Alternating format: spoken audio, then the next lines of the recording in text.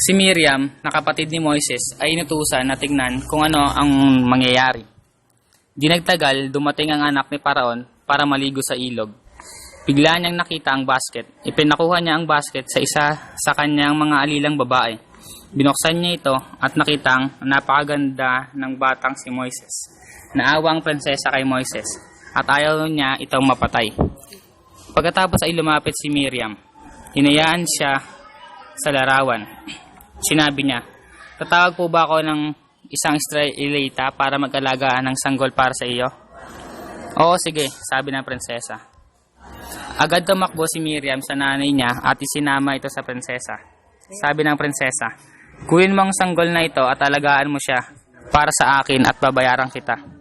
Kaya inalagaan si Moises ang sarili niyang ina. Pagkatapos ay dinala siya nito sa anak ni Paraon, na umampon naman sa kanya bilang tunay na anak. Kaya lumaki si Moises sa bahay ni Paraon.